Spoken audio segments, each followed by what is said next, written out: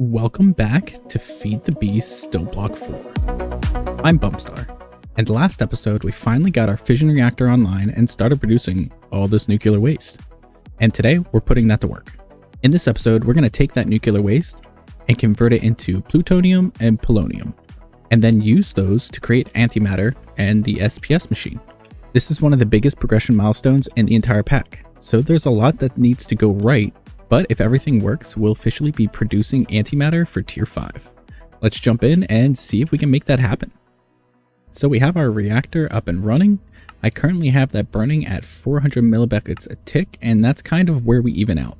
Anything more and our coolant starts dropping a ton, we could always use one of these many setups to kind of make sure we're pushing enough water in, so that way that doesn't become a problem, but this seems to be working fine. Our fizzle fuel is running and we aren't running out. I have changed this around, so we are now using flux points. And it's taking about 5 million FE a tick per setup here to use that energy. And I do have this setup here, and this seems to be working as well.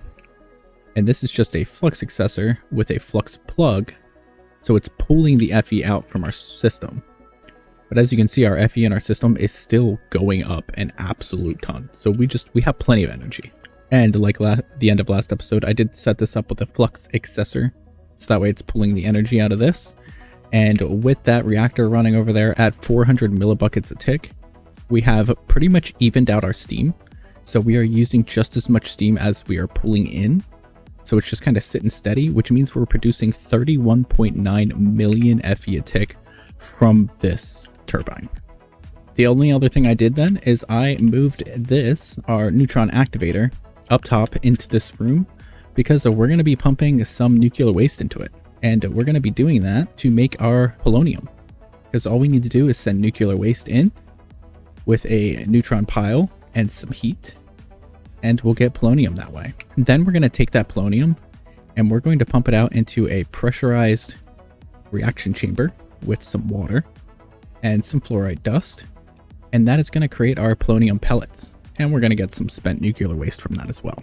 And then what we're going to do is we need to use another pressurized reaction chamber with plutonium that we send our nuclear waste into a isotropic centrifuge, and that converts it to plutonium, which then we put into another pressurized reaction chamber, and that creates plutonium pellets. The reason we need these pellets is because we need that to make the SPS casings. And we need the SPS casings because we need the whole SPS machine to create our antimatter. Because when we put our polonium in here, it is going to create antimatter. Then we put that antimatter into a chemical crystallizer to create antimatter pellets. So we have a lot of steps to do. And I don't know if we're going to be able to get it all done this episode, but we're going to try. So the first thing that we're going to do is we're going to set this up here, and then we're going to set this up right here for our isotropic centrifuge. And we're going to need to use our ultimate pressure tubes. So let's see if we can get some more of these. Just make another 200 of them. And while those are crafting, we can set this up. So we need to send nuclear waste into our activator, and we're going to need to send nuclear waste into our isotropic centrifuge. So let's clear this out, and we are going to take from the front and we will output to the left. So let me move that.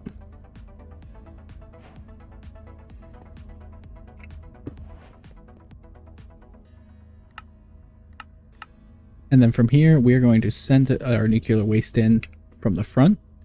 And then we just need to set this up as well. So we need the neutron pile, which we have a 90K. So we're going to set up our export to send neutron piles in, and that'll start slowly filling up. Let's go ahead and make some acceleration cards. So now that'll start sending a stack in at a time. And then we just need to connect it here. And this should... let's go ahead and bump this power up. And we want to set the output to the top here. Do we need to do auto output? Yep, there we go. So now we have our pressurized tube here. So now we have plutonium being pushed into this tube. And now we need to set this up with some power. Give it power from the right.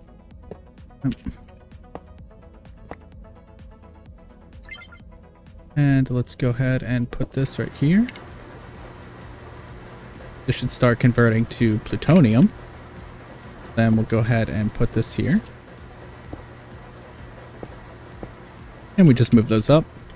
So now we have polonium and plutonium being processed. But now that we have that, we can take our pressurized reaction chambers and we're going to put one here and one here. And these are going to start filling up with those. And then we need to give them some water. So we're going to take some export buses.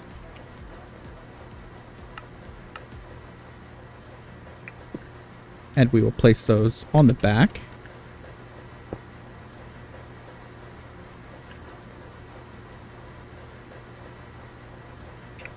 And just tell them to bring water in. Let's throw some acceleration cards in here as well.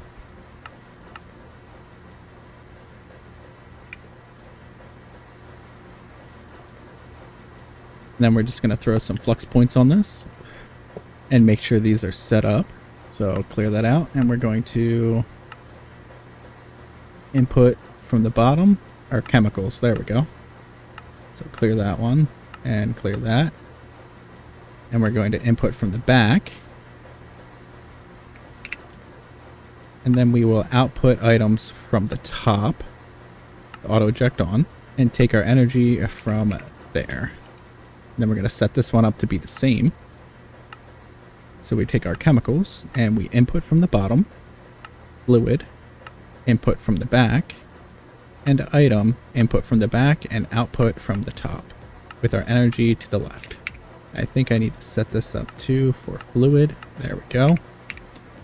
And now we just need to connect it to our system. And let's see. Got water here, so all we need is fluorite. And we need a fluorite dust. So we're going to need to set up this pattern.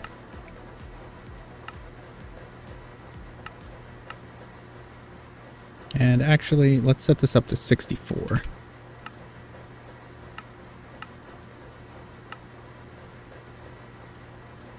So we have that pattern for fluorite dust set up for 64. Then we just need a crafting card. We're going to need 2 of them. And then we just need to go to our export bus here, put a crafting card in, and put our crushed in. And do the same thing over here.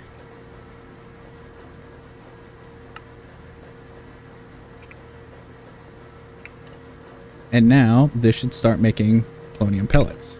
So now we need some import buses.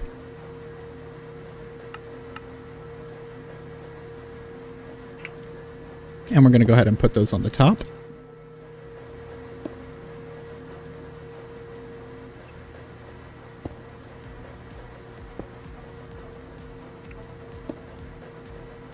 And then we're just going to want to go ahead and put some upgrades in this as well as a muffler.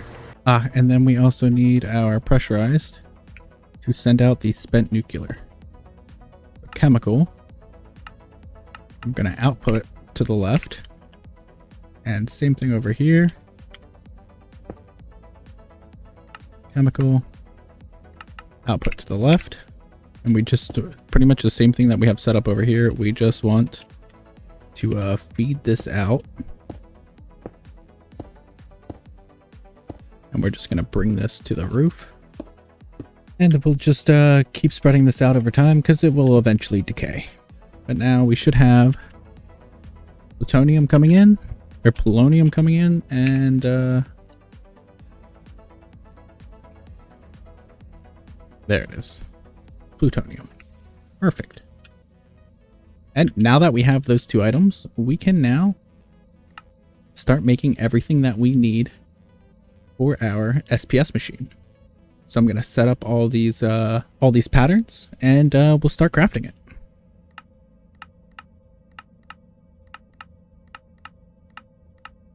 So just like our reactor and our turbine, if we right click on the SPS casing or any of the other SPS items, and then we come over here to the building of the SPS machine, this is going to tell us exactly how much we're going to need. And keep this in mind, we are going to need an absolute ton of power. So we're going to see if what we have set up here is enough. We may need to make the fusion reactor. And this thing is absolutely insane. It makes a ton of power, but it does require a lot of setup. We need to make DT fuel. We need to set up our hologram, and we need to set up a whole laser setup to turn it on. And it is a very, very cool machine and fun machine to build, but it just takes a lot of time. And I'm very curious to see if the energy that we have producing right now is going to be enough to make us some antimatter, or is it just going to be too slow? I guess we'll find out. So for the SPS machine, we need 60 casing, 3 ports, 1 supercharged coil, and 123 structural glass.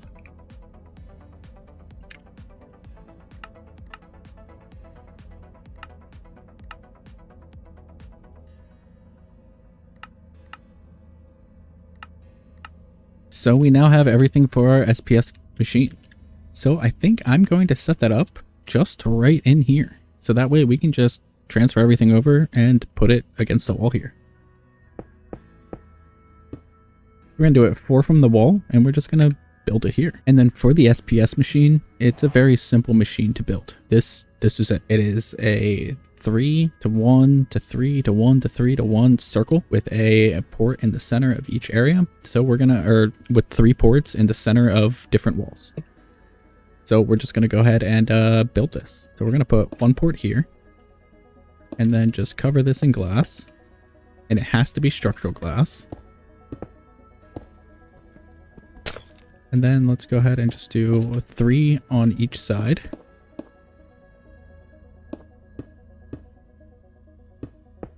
So it looks like that. You can go ahead and get rid of this cobblestone now. And then we just surround this with the SPS casings.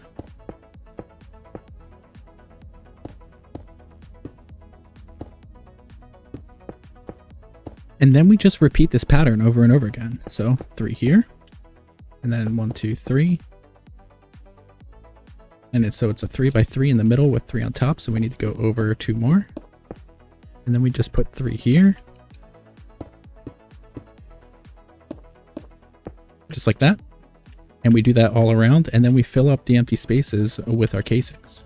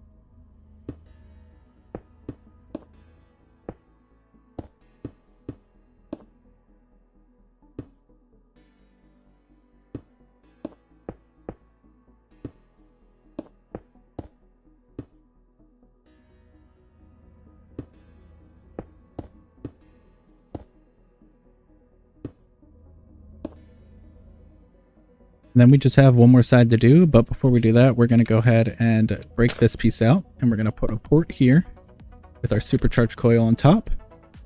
And then we're going to put another port right here. So yeah, almost done.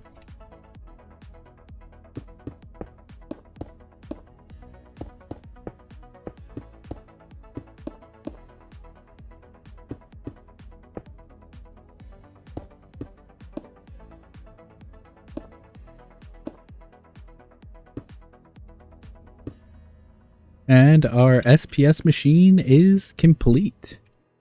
I think. Yeah. That looks right. So now we're going to need to take a flux point. We're going to place it right here. Now we're going to turn this machine off. And we're going to go ahead and convert our polonium, and we're going to move it over here.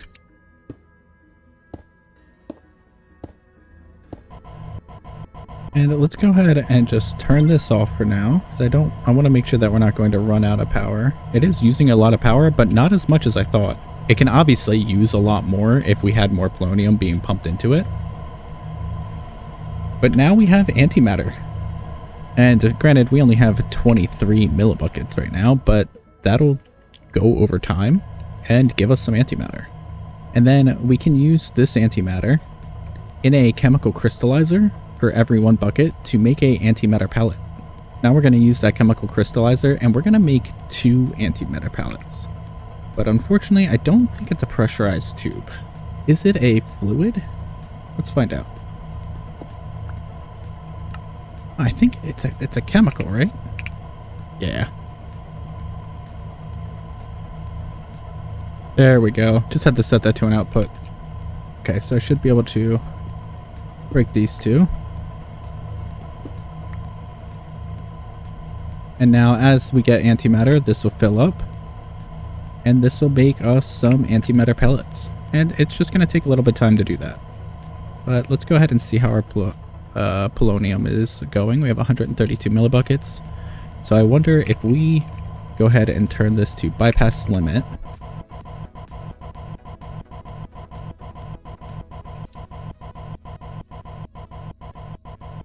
We just can't even pump the polonium in there quick enough. That's crazy. So, a quick reminder while we're waiting for the antimatter to speed up, because we're just not making enough polonium yet. If you're enjoying the Stoneblock series and all of this late game progression, make sure to hit that like button and subscribe. We're getting very close to the end of this pack and you won't want to miss what's coming. So in order to speed this up, what we could be doing is we could make a whole other setup for this. Because this is what's getting us our polonium. And if we want more polonium to make this go faster, because that's really the only thing we're limited on right now is the amount of polonium that we have. So if we want more, we're going to need to convert more of our nuclear waste to polonium, which means we need to craft another one of our neutron activators.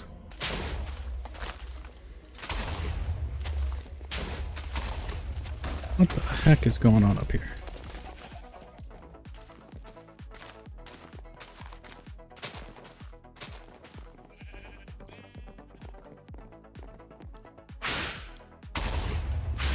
Oh man.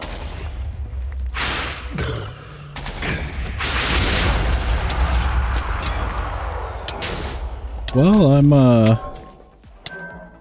I'm glad that we came through here, cause holy moly. Somehow that wither escaped and completely decided to wreck everything in here. So we'll definitely need to set this up again. Somehow it just broke through here, and yeah. I mean, we really only need the ether gas for the dragon's hearts, and that's 1,000 millibuckets, and we've got 1,200 buckets.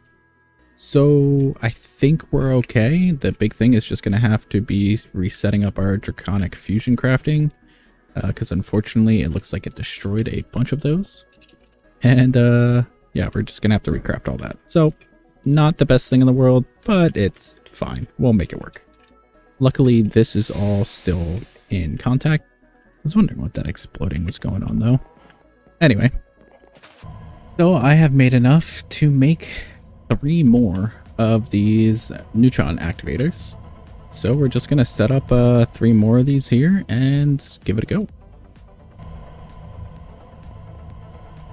Alright, so I now have 4 of the neutron activators set up, all creating polonium to speed this up, because even after doing all of that, we still only have 578 millibuckets. So let's hit that bypass limit.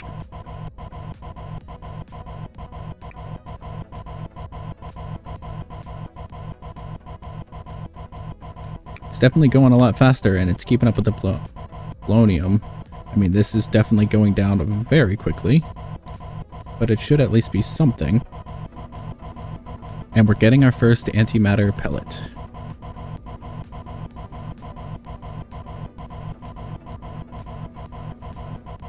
And there we go. We've got an antimatter. Well, let's turn this bypass limit off. I mean, look at that. We still are over 1 trillion, I believe, energy. So now we just need to let our polonium build back up again, and we can do that again. So what we're trying to do right now is make 2 antimatter pellets, and then we need to store up 10 buckets worth of antimatter, and we can then make an antimatter chicken. So then we can just turn this machine off and turn all that off and not have to worry about it anymore, because then we'll have a chicken that will just make us antimatter pellets. It just makes it a lot easier.